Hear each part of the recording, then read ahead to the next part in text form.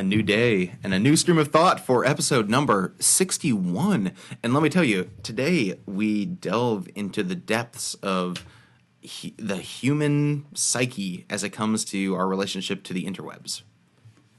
Can you sum it up a little better than that? Yeah, well, what was cool about this one is that we really just talk about this one thing almost the entire time. It starts off by me mentioning how I saw an interview where this guy talks about just kind of phone addiction and just the way social media has been integrated into our society and just Victor's the negative 7 day effects. challenge of like going without 7 day Instagram. challenge of going without Instagram. Can you Crap. go without social media for a week? Yes, I can do that. Anyway, it's a very fun conversation that talks about all sorts of different We things. talk about revolving anonymity. technology. We talk about,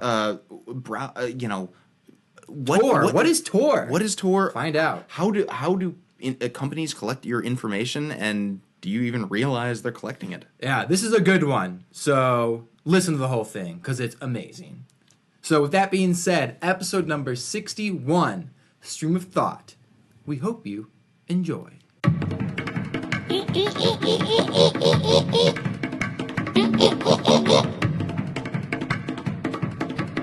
So I was watching this short video today on my break. When I'm on my break, I like to watch a lot of videos on YouTube that are just like motivational or like spiritual type stuff or like technology. Like The Drywall Doctor. I actually don't watch. No, I don't watch Drywall Doctor on Motherfucker. break. There are 3,700 people that can do that, so I watched a few other videos.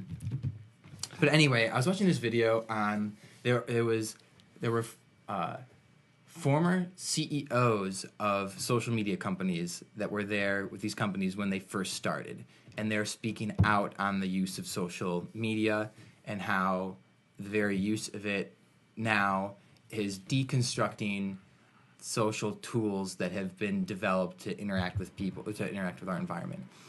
And one of the key points was they're like saying people are addicted to social media, and if you don't think you're addicted, try not using it for a week. And then he makes a joke like, yeah, the room got silent. So I'm like, fuck, I'm not going to use my Instagram. I don't really use Facebook. I don't use Twitter, but Instagram is really the only thing I use. So I thought to myself, all right, saddle up. Not using Instagram for the next 7 days. Really? And so you based off of this video that you saw, Yeah. you felt compelled to actually challenge yourself to be like, can I do it? What are your thoughts? What are your thoughts about the whole? I'm excited for it because really, Do you think it's going to be a challenge? Do you think it's going to be tough? I think I'll be okay. But they're talking about the little. We'll see because they talk about. You're going to miss out. Fuck Curly. No, it's fuck Jerry. Oh, damn it! And Jerry News. I get it right eventually. Fuck Curly. It's fuck Jerry and Jerry News. All right. But it's funny because you ever forget your phone somewhere and out of boredom you reach for it to look at it, right? And then you realize you don't have it almost. And earlier today I tried just not looking at Instagram like periodically, and I would like realize like, oh, I don't have any stimuli in front of me right now. Instagram, it's like, no, just hold on. And I do waste some time. A lot of time gets wasted like just getting sucked into the vortex of social media, like watching videos and just seeing little things here and there. And it's just like, fuck. Like, I gotta just take a step back. Well, okay, so, and this is the weird thing, too, about trying to make a successful YouTube channel with Ray right now, is that on one hand, it's great because we're making money. On the other hand, I see how it feeds into the larger problem of, like, people binge watch TV shows, they binge watch YouTube videos. Like, once they start watching a YouTube video, it's like, oh, here's the next one. Sort of interesting on the suggested videos. You'll go down, you'll check it out, right? And you'll just sort of peruse through social media, and before you know it, you've spent 4 times longer than you actually originally anticipated, like, being on it. And it's interesting because...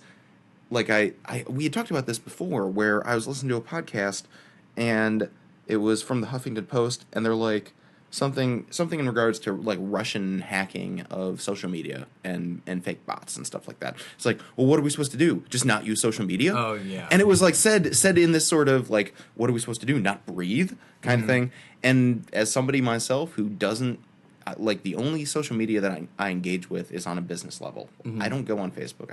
I don't have an Instagram. I don't have, I have a Twitter, but I haven't tweeted in years. So I don't know. It's very interesting because there's this like, well, if you're not present, then you're like irrelevant in the world, right?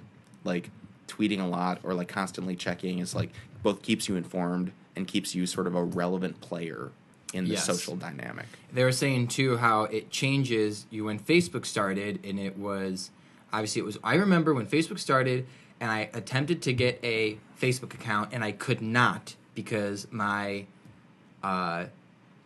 university email address was not yet activated. This is when you could when you had to have a university address. Day when you had to actually I had a university address, but it like didn't get activated until like my day on campus or something like that. So I wasn't able to get Facebook until I got a Facebook before you. June 2006, I think. Okay. And that was back when the options were friend request, poke, and I don't even know if you could you could message someone. Oh, I think. the poke, the antiquated poke. Yeah. Yeah. And this is before Newsfeed. Newsfeed came out like in 2000. Maybe it came out fall 2006 or 2007. I remember when Newsfeed came out. I'm like, what the fuck is this? Oh yeah. But anyway, they were talking about in this video just the different dopamine spikes that people get, and they talk about like you are being programmed. You don't even realize it, but you are being programmed. And I thought to myself, like, my use on social media and my engagement is very minimal compared to, I would say, most people. Yeah. You Well, know, that's like, part of the reason why we can be friends. Yeah. I don't spend, I periodically check it. I would say, to be completely honest, I probably just open up my Instagram. 1, 2, 3.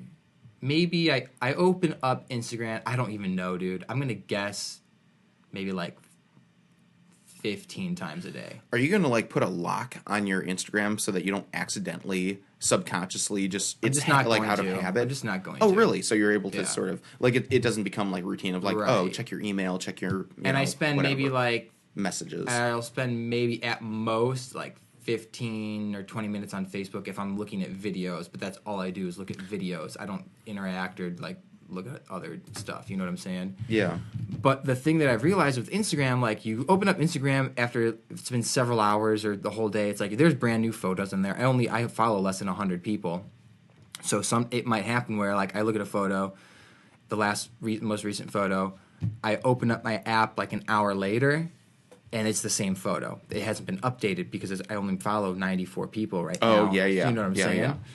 And so I like Instagram a lot because I like looking at pictures. But you've curated your content to like specifically only stuff that you want to look, as opposed to all the other crap that a lot of people will just now follow, what they're follow, doing follow, follow. is they have now integrated suggested accounts that you follow. So in your feed. Yep. So I'm flipping through my Instagram and I'll see like a Nike sneaker or something weird like that, and I'm thinking it's maybe like the closest thing I follow to like ads is like GQ, and I think that's about it.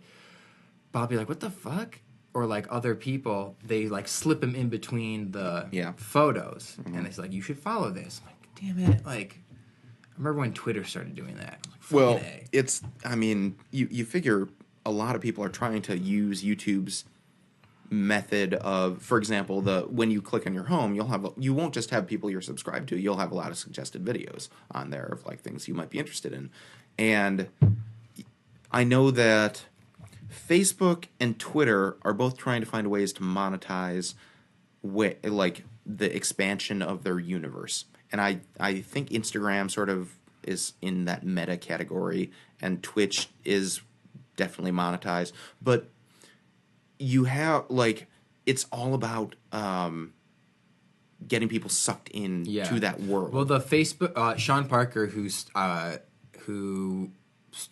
helped start Facebook, who was one of the guys who was speaking out against it, said, like, yeah, like, when Facebook started, it changes when you have, you know, a billion users or 2 billion users. Like, it fucking changes the way people interact with it when it's on a mass level as opposed to being isolated in a smaller community. But he said, yeah, and part of the going into, like, when people are talking about you're being programmed and you don't even realize it, they had figured out, like, well, how do we expand Facebook? Like, well, we get you to contribute content and we get you to spend as much time on, how do we get you to spend as much time as possible on Facebook?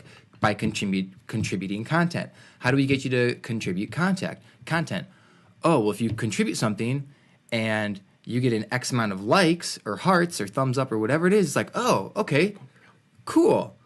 What else can I put on here where I can get the reaction that I just got right now with the thumbs up and the hearts and all that? Yeah, it's very base. It's very animalistic. From a user standpoint, it's like you think like, oh, like you don't realize the reasoning behind some of the things that is going on to get users to continue using and everything. I mean, I look at people who are so integrated, and it's such an angry world. It feels like the internet can be such an angry place if you sort of expose yourself to it, because you're going to come across the consequence of having multiple billions of people on social media is that you are going to get groups of people who are just like want to cause hate, want to cause hurt and stuff like that, and they're just sort of wandering through the wilderness that is the internet. You know, it's an unrestricted space, whereas in social environments or like actual physical locations, those people have been relegated to the corner. Like you are socially rejected if you act like an asshole in public. Like people tend to be like, well, we don't want to associate with you. Whereas in the interwebs, these people have free reign to sort of not just cause chaos wherever they want to, but meet other people who want to cause chaos too. I talked with my mom. Do you know what doxing is? Doxing? Doxing. Doxing? Yes, correct. I do not know what that is. Really? You've never heard of doxing? Doxing. Well, this is interesting because this is kind of a big thing. I know what docking is. Well, I'm sure you do, 70-year-old man. I heard that the other day. Docking. Docking. No, it's it's a slang term. Enlighten me. What is docking? So, hey, you asked about it, okay? I did. Tell me. So docking is when like a guy puts his penis to the tip of another man's penis who's not circumcised, and then he rolls his skin over the other guy's penis. You know, like docking to the space center. Wow. Well, you know what? As much as I enjoy like keeping up to date on teen slang these days, docking. I probably could have gone without that, you know. You asked about it. I did ask about that. I can't remember how I can't remember. This is like within. This is like within the week. Somehow that got brought up in a conversation or. Oh my god! I can't remember where it came from. Holy shit! Yeah, no, that is nothing like doxing at all. Nothing like doxing. Oh my goodness! You're sweating right now. You're perspiring because of this. So it's warm in this room. It really is warm kind of before warm. that. Okay, so doxing. What's doxing? Doxing. Okay. I told my mom about this, and she hadn't heard about it either, but I kind of expect. I'm surprised you haven't heard about it. This is a pretty common trend that is reported about in news, or a lot of social media people talk about it. You'll see it on Twitter and Facebook and stuff like that. But when you get doxxed, basically what that is that a bunch of internet trolls, people who like causing mayhem, pain, and suffering, like they just find joy in it for whatever reason.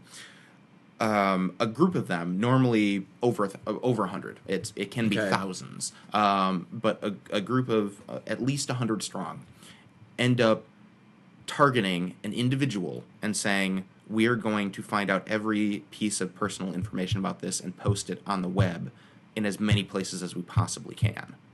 And so they reveal, in the ideal docs, you'll reveal the person's full name, their birth date, their place of current residence, their phone number, their social security number, their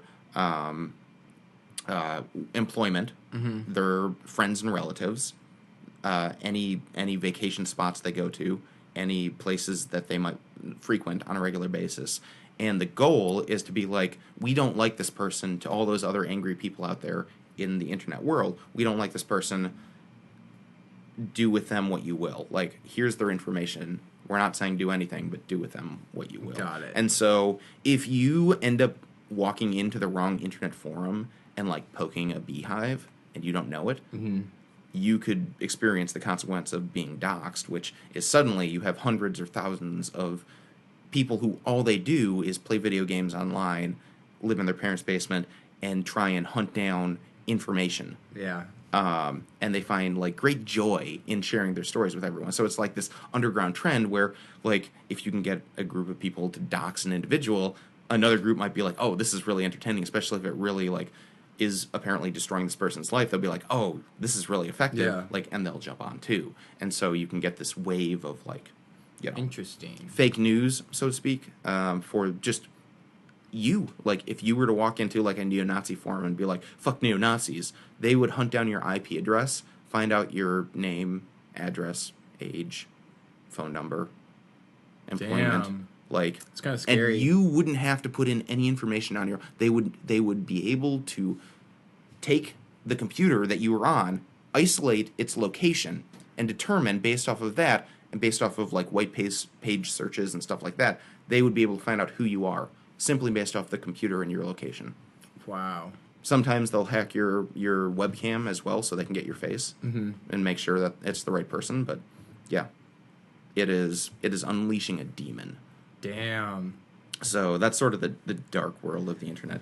But I mean, on a lighter note, man, like people who engage in this sort of like extreme anxiety inducing constant everything is sort of the world is ending, right? All the time. I think to myself, I listen to Philip DeFranco on YouTube, who's this I've talked about him before, right? Yeah. Where he is the voice of the internet generation, right? He's the voice of the millennials on YouTube. And it's interesting to sort of keep tabs on what's going on, but to try and get involved in some of these disputes or even like share your opinion on some of these outrageous stories. Like, yeah, we live in a fucking messed up world, right? There are horrible things that go on every single day that everyone can get outraged about. But it's like now we're in a world where because that gets clicks and views and gets people to continue watching stuff, people talk about that. And they bring up all of these sort of isolated events that before social media, they were just local stories. Now they're international. The world can see them. The world can get outraged about it. Yeah. And you have people who have no idea what a situation is sort of weighing in on this topic. Yeah, I agree. That is pretty. Man, the internet, it's so crazy. It's when you like a actually, double-edged sword, man. Yeah. Like, you have access to all of human knowledge in your phone. Even your phone, access to all of human knowledge. But with great power, as they say, comes great responsibility. Because, shit, man, like, access to all human knowledge, if you are, like, a rotten person at your core, you can do great damage. I wonder what would happen if you ask Alexa to be like, Alexa, how do you build a bomb? Yeah, they're integrating software where if you do something stupid like that, you will definitely get flagged by the NSA or other government agencies that are working with these tech companies to ensure that terrorists don't misuse artificial intelligence. So yeah, the government is sort of integrated. Didn't you say you have an Alexa? We have. Similar with the Marvel movies, as we discussed. All these different technologies are coming out. Alexa is Amazon or Google or who's? Amazon. Amazon. Okay. Alexa. How's that been working for you guys? It's great. Do you guys use it every day? My dad uses it every day. Yeah? Absolutely. He plays music off of it most of the time. But if he's looking for the weather, or if there's, if he just wants to know a stat or something like who was born when kind of thing, he'll just say, Man, I would love to have one of those, but I'm afraid that it would be listening to everything in my house. Well, that's I mean, your technology. If you have something that's smarter than an iPhone 2 or whatever, right? Like second generation iPhone, even your 4S, right? Yes. I never had my 5 regular 5. I Like don't have a 4S. it's I never had always one. listening to you. Do I guarantee you have location services on. Yeah, it's which somewhere around here. it's I don't somewhere know around here, but when. I could show you that it's tracking your frequent locations, and I can like pull that up. But I have if you though. have any piece of technology, right? It's always going to be monitoring your location. It's always going to be like if you're browsing on the web, right? It's Yeah. tracking everything about you. You log into I try anything, and and they monitor who I you try and are have it and set what up you where it like. only knows my location when I open the app. You think that, Yeah, I know. but it's one of those things where like I'm going to show you something. I actually did a YouTube video. I think it's on my personal YouTube account that shows you how to get to this and disable it. But Interesting. this is going to be fun because I What? think that you actually have no freaking clue what you're about to see. You are more tech savvy than me. Oh no! What? You Let me see. disabled frequent locations. Good for you. Oh yeah, hell yeah! I did that a You long turned time that ago. on. Okay, so yeah, fuck that. that was one of those things that Yeah. like a lot of people don't know is that deep into your settings. Look I at see how what many you're saying, yeah. like look at how many levels you have to go into to turn off the software that Yes, tracks everywhere you okay. go. You have to go back, Yes, I because see it's what you're under saying. settings, privacy, Yeah. general like application settings. Then another settings tab, I and see then what you're another saying. settings tab, and then you finally get to that point of like turn off frequent locations. But Yeah. I mean, good for you that you were able to find that. But most people, especially people who are not super tech savvy, are just like, well, it is what it is, kind of thing. Like right now, I have, and it's the weirdest thing. And I know I've talked to you about this before, but I got this new phone from Victor Yes. in Minnesota, Yes. and it had the allow Siri to sort of listen to your whatever. Hell no. And I'm just like, well, whatever. You know, in theory, I would like to say I have nothing to hide, so it's like I don't care. allow necessarily Siri to if listen in the background. like, Is that what it is? Yeah, allow, Okay. allow Siri to listen to the background. And I'm of the attitude of, okay, you know what? I am willing to. My information is already out there, right? Like who I am and everything about me is on the interwebs. I have like I can't restrict anything that they want to like know about me. So just let it like be with Right. me and like know my behaviors and patterns. And maybe it'll make my life more convenient. Maybe it'll like know things about me that I don't know about myself. Like that would be cool to learn. But it's one of those things where I ask myself, you know, where do I personally draw the line? I'm willing to allow my phone to listen to me on a regular basis. I'm willing to allow my, you know, I don't use what's it called for web searching, the deep web. There's Tor browser What the hell? that is you can that? search the deep web without being tracked, or you can search the web without being Oh, like going tracked. on incognito mode. It's in you Chrome? get tracked. You totally get tracked on incognito mode. It tells you it's tracking everything you're doing. It just doesn't record your cookies. Okay. Like it doesn't allow websites to see what you've been doing, but your internet provider and the government still sees Okay. everything that you're doing in incognito mode. Tor allows you to browse the web without government or internet surveillance, and so it's totally anonymous. How do you get Tor? Download it. It's an extension. I've been considering downloading it for a while now because I do like the concept of like being anonymous on the internet, and I would like to move towards that. Right? If I move towards Tor, I'll probably like take off the Siri app and stuff like that. Yeah. And try and move back from this artificial intelligence gathering all the information that's out Yeah. there. Because whether you know it or not, when you're hanging out with friends, if they have a more advanced phone than you, their phone is listening to your conversation too, picking up your name, picking up your information, and storing that in the vast space that is the internet. So like whether or not you want it, whether or not you own a device that's able to record your stuff, like your information is still being collected on a mass scale. And it's not identifying you specifically. It's not saying, Victor Marquez, we're going to like try and entrap you into like, you know, committing a crime or something like Yeah. that. But it's used on the just- aggregate. It's okay. like used as a well, you're the type of person who might like this. You fit into this algorithm category that says people who view what you view on the web, who talk about the type of conversations that you talk about, would like this sort of advertisements or other content showing up on other platforms. Yeah, for the longest time, I thought it was only me, but apparently everyone feels like this. When you're on the internet and all of a sudden it's an ad for something that you were thinking about like 30 minutes prior to going online. Like, well, that was what I was forgot when I started hell? like went off when I was talking about Victor getting me the new phone. Is that I had the Siri like stuff listening to me, right? And within the first 24 hours of me having that phone, I go into YouTube and I load the app. Now, I don't know if this is because it's a new phone and it's like learning behavior for the first time or whatever, but I had a I'd never, ever before in my life searched on my phone, YouTube, for like Christian or religious information. Mm-hmm. Ever. That's only been like PC and stuff like that. But I've never, with this phone, never done that. But I had a conversation with Brooks about religion. I had my phone with me. You know, I turned on all the apps. I transferred it over and all that. And we had like this 3-hour conversation about religion. And I go into YouTube after that conversation, and it's like I'm getting ready to go to bed, watching a couple of YouTube videos. The only ads I'm getting are from Christian conservative broadcasting things. Like there was a Christian YouTube channel, there's a church advertisement, there was like all these Christian things, and it's like, where the hell did this come from?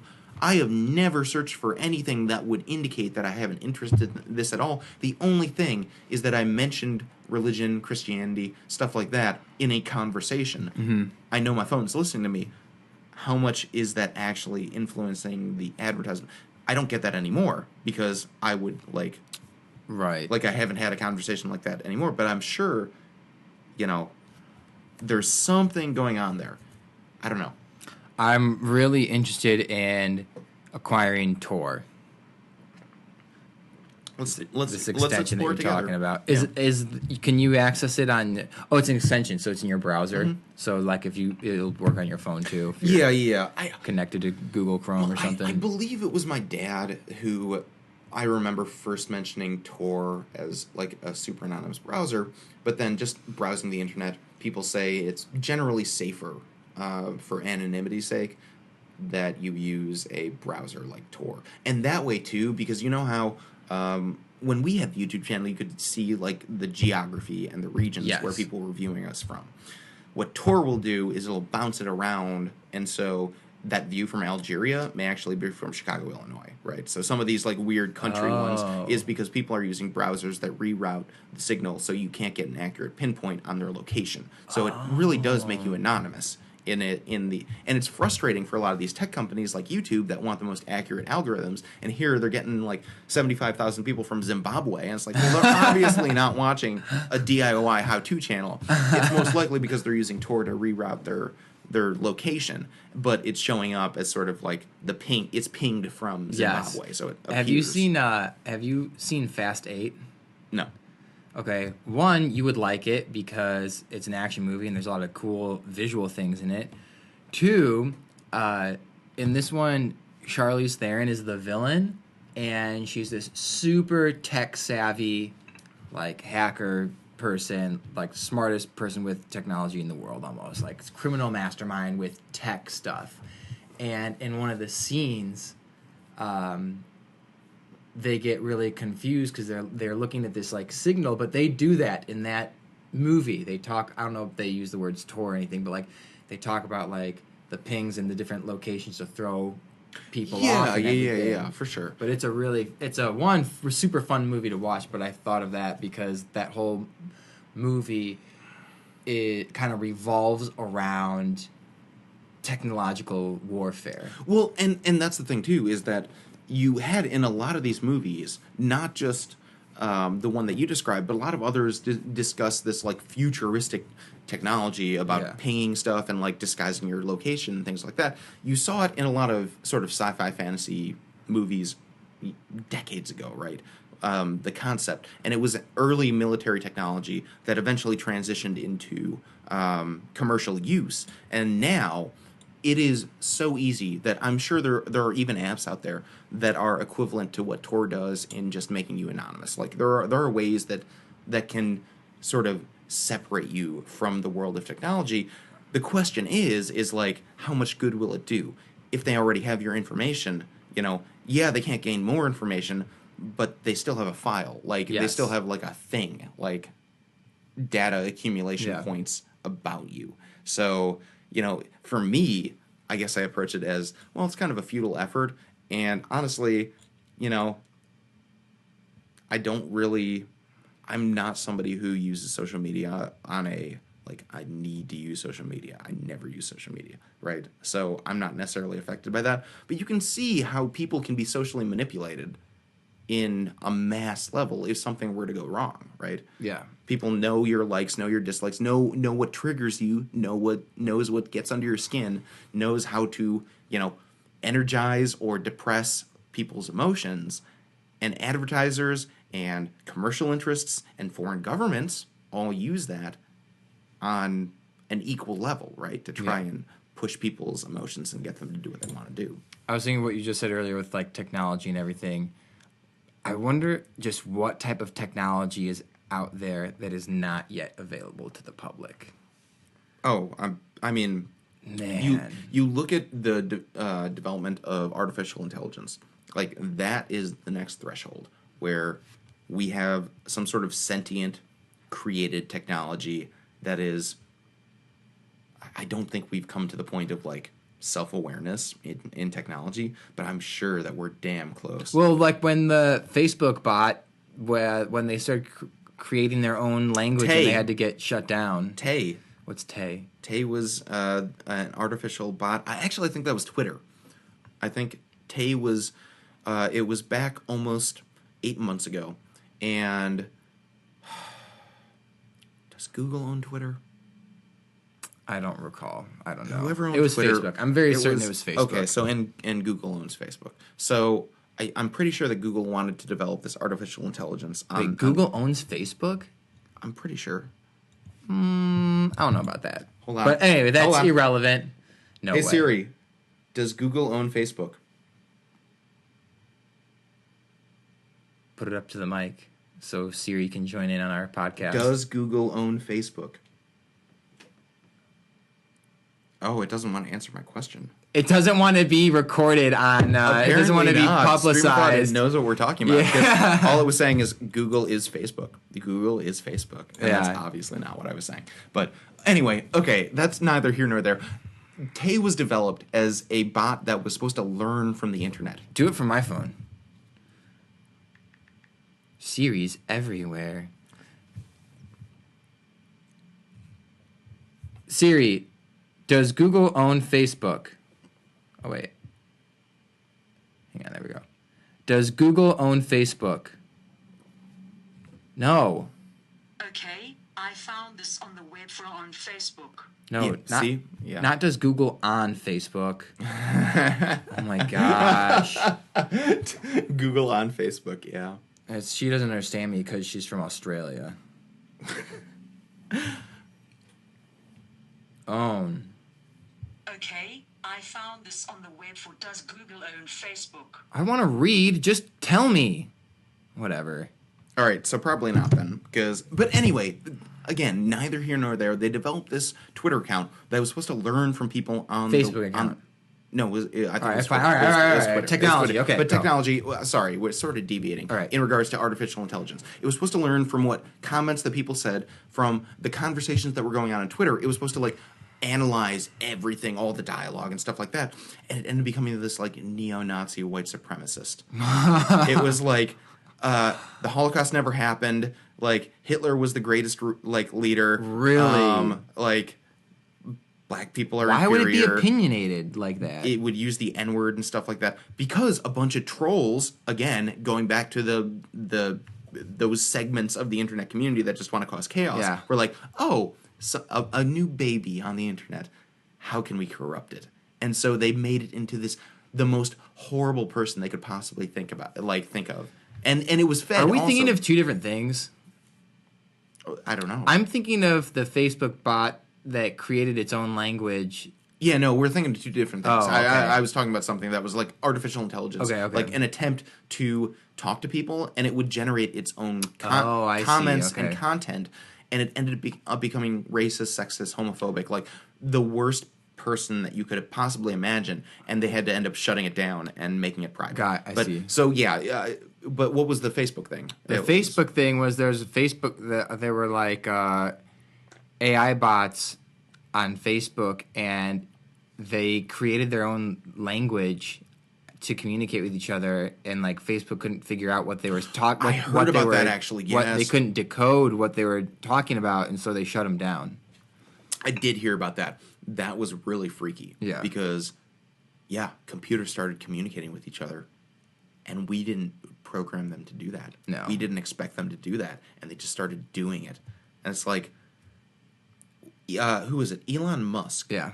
has warned Mark Zuckerberg about the dangers of artificial intelligence, and that he is playing God right now, and he has no idea the fire that he's holding in his hands. You should check out the movie Eagle Eye I think I've seen parts of that. with movie. Shia LaBeouf.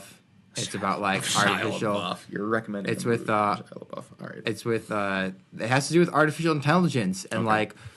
like this AI thing has like a mind of its own, and it tracks where these people are through their phone, through public security cameras, the camera on the ATM, like all this crazy shit. It's really I wonder cool. if I feel like I might have seen that movie at some point in time. The recent movie, or And this is couple of- from I don't know. This is Years several, and several years years ago. ago. Okay, It's like yeah, the that- late 2000s maybe. I might have seen that, but yeah, I mean, we're to that point right now where, like, criminals won't be able to hide, like, normal people won't be able to hide.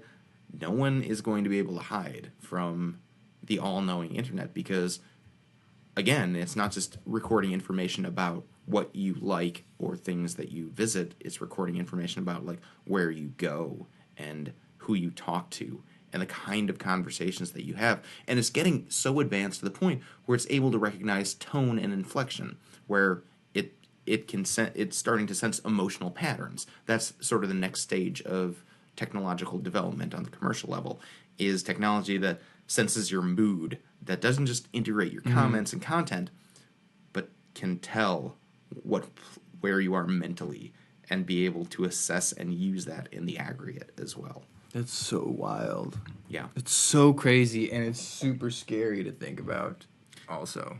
It is, but I mean, yeah, you think about the 2016 elections, right? And I mean, the Russians hacked our elections in the sense of they utilized they used Facebook ads, So that's and Twitter been fake accounts confirmed and verified by and- 18 intelligence agencies. And yeah. why isn't this like national headlines? Because the Republicans Control the internet. No. Because they won. Russia helped them win. Why would they want to discredit their winning by going after the people who helped them win?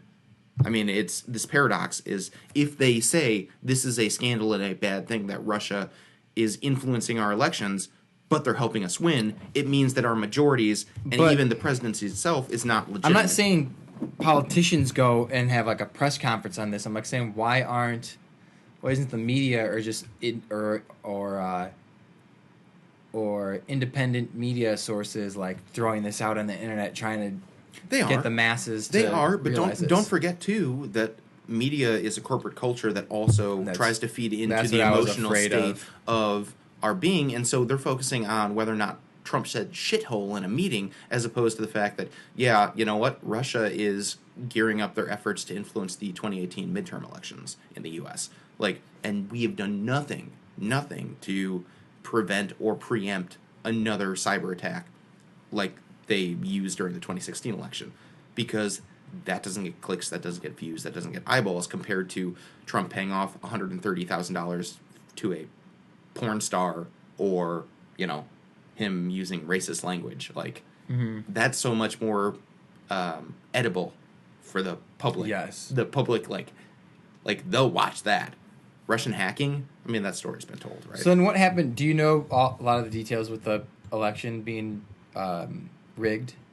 Yeah. Talk about Facebook ads. Yeah, I don't know yeah. a lot about it. So it's interesting because like there are multiple different levels to it. The primary influence that the Russian government had to do with their purchasing of Facebook and Facebook ads primarily, which spread fake news about Hillary being a murderer, Hillary being like Satan incarnate, basically, and it was posted on as advertisements on people's accounts that tended to be part of that sort of like insular circle of, you know, Hillary's the, you know, like if they said anything anti-democratic or anything pro-Republican, Russia, using the algorithm that Facebook had developed, would target those individuals to show these ads that only escalated their anger and rage towards the opposing party.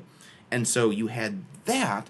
You also had a ton of fake Twitter accounts created and purchased by the Russian government, and it was like these troll farms where Russia would employ a factory worth of people who had multiple Twitter accounts and would just keep setting up social media Twitter accounts, and they would descend upon a topic at a particular time that was convenient to, you know, the narrative. So, for example, when there was something negative about Trump's finances, not releasing his tax returns breaking, Russia would direct its troll farm to talk about Hillary Clinton's emails. And so suddenly, as opposed to the tax returns being trending, it was Hillary Clinton's emails that suddenly like sucked up because they posted all this stuff to people who were already inclined to believe the worst about the opposing party, and fed into that and pushed all their energy and all their effort into stoking as much rage and It's kind of like in Wolf of Wall Street when they'd buy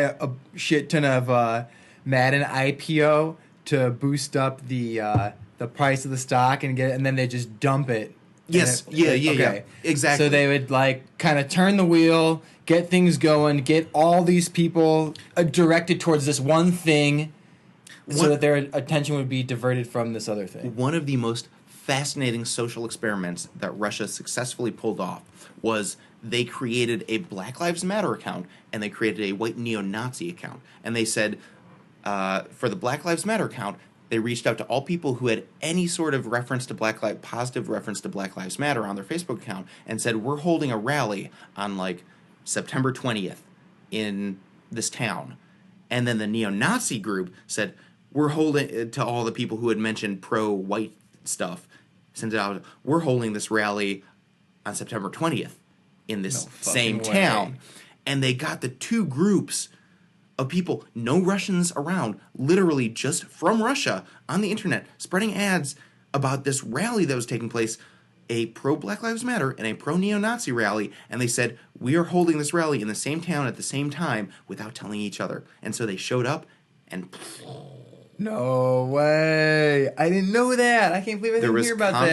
There was conflict, and it is remarkable. Because, again, with this sort of, like, crazy news cycle where it seems like people are trying to be the most outrageous thing out there, right? If it's not about Donald Trump, it's about fucking Logan Paul or something else that's equally outrageous. No one's focusing on the substantive issues of something as crazy and manipulative and as sinister as getting two groups of random people, just random people who had no affiliation with this fake account, and suddenly we're like, yes, I agree with that cause, I agree with that cause, let's just show up. We're assuming that it's legitimate, and they both showed up at the same time in the same place.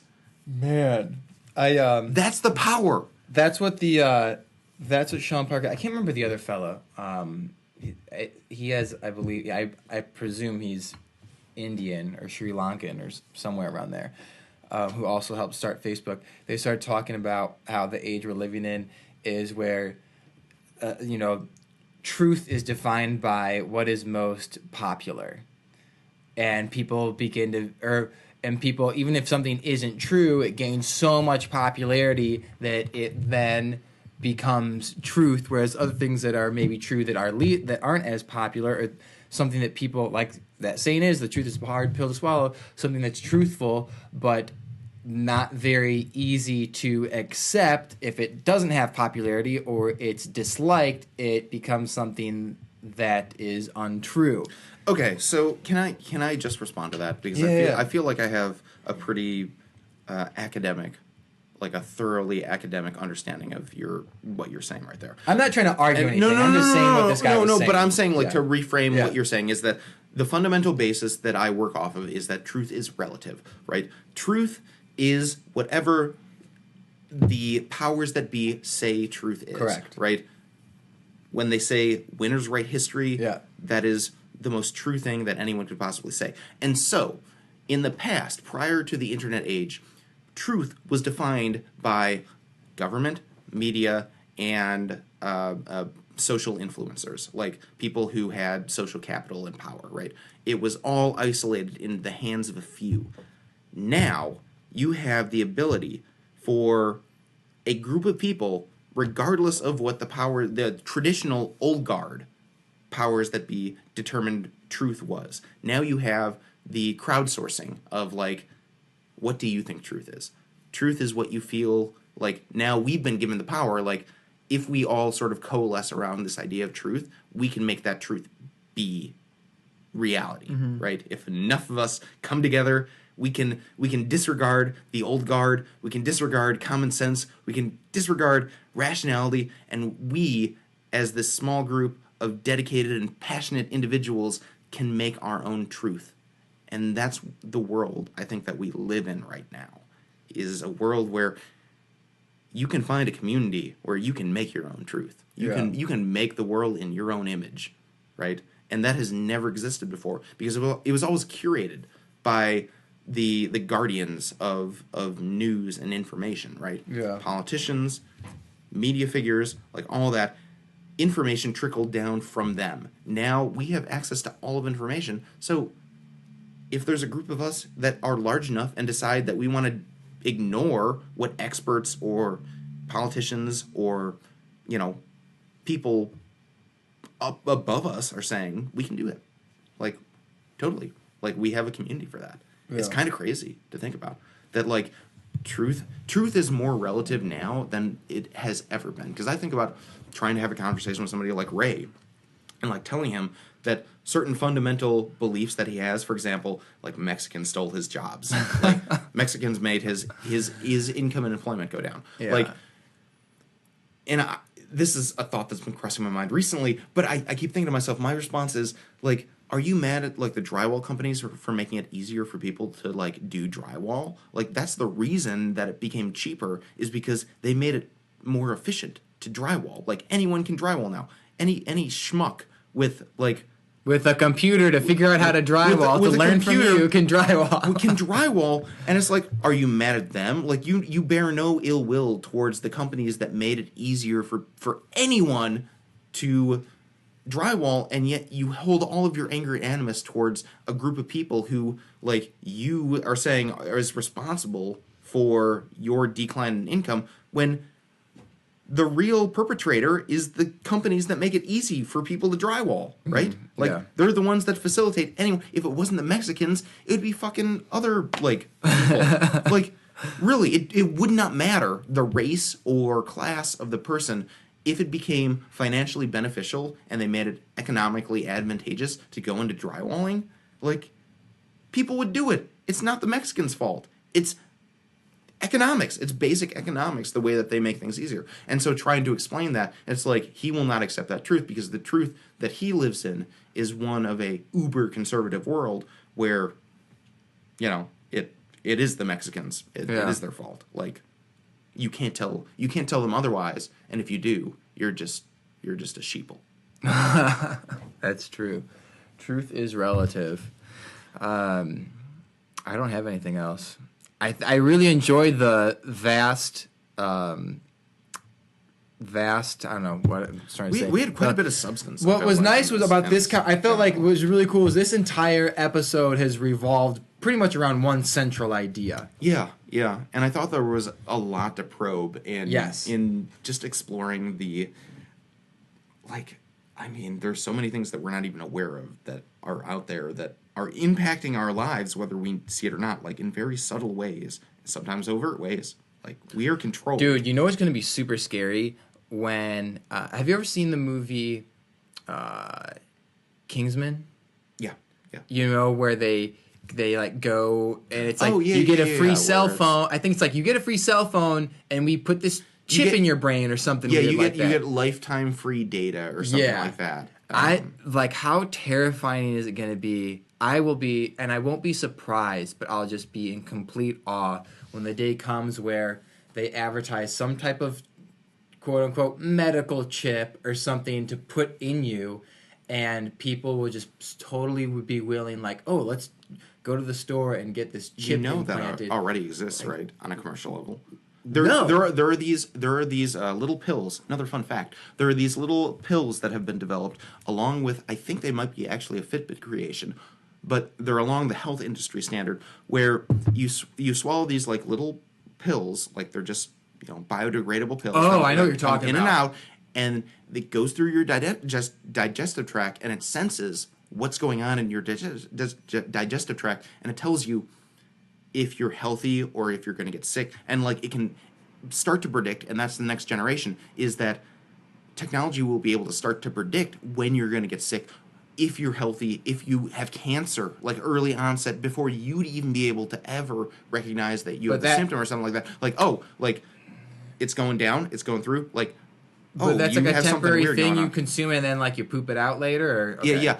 So they're pills, but it goes to your phone, and it accumulates data on your phone, and it tells you Wow. how healthy your digestive tract is. Are you eating healthy? Do you have like weird stuff going on? Like, do you have like early onset diabetes or other issues that like high blood pressure, stuff like that? I think that's, and it's funny because when I think about that stuff, like I think that type of thing is super cool and it can be super handy. The sleep cycle. The thing that scares me is whether it's something that's temporary that you poop out later, like you were describing, or something that's more permanent, is it being masked as this thing that helps you, but behind closed doors, like, oh, this tech company wants to release this. Yeah, you can release it, but what you're not going to tell people is that us, the feds, are going to have a different, what's the word I'm looking for? Ulterior motive behind Yes. this. Yeah. So behind closed doors, this will be used also for this, but you're not going to tell people that.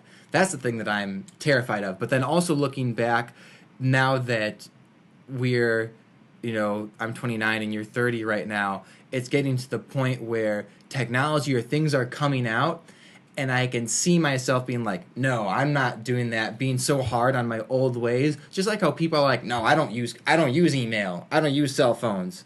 I don't go to the doctor. It's like, dude, you're just making life harder on yourself. So it's difficult to try and define that line. Change where is hard. Yes, what is advantageous, what is not, what's a double-edged sword, what do I need to adapt to, what can I hold off on doing?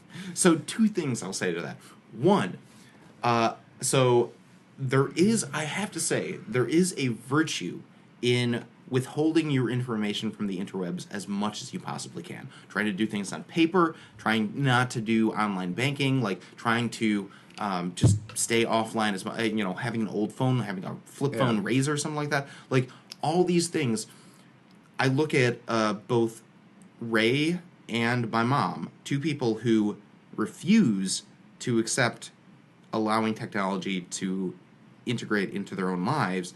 When you had the Equifax hack, Oh, that's right. those were the only two people I knew that did not get affected. I got affected, my dad, my brother, my sister, you, Victor and Brooks from Minnesota. Like, everyone got affected. And so, yes, there is, I think, a value in instances of crises where it's like, I'm glad I didn't give that information away because I'm free. Like, they don't have it. Like, they can't be stolen, right? However, there is also, and I want to say that allowing technology into your life will make your life better, if you allow it in certain ways. I think about my sleep cycle app, like Life Cycle, like all of these different things that sort of keep track of just things that you would normally not keep track of, but does so in a way that's like, oh, you can be aware of it and you can actually like confront it for the first time. Like, there is a certain, increase in quality of life that we experience from participating in technology. So it's that careful tension is like, I worry that it's kind of one or the other, right? It's like you withhold all information or you allow all information to just be out there because they're going to get it one way or another. Yeah. You can't really. Yeah, it's like you can't really go in between. It's like you one can, or the but, other. in regards to what you were saying about corporations trying to sell your information, right?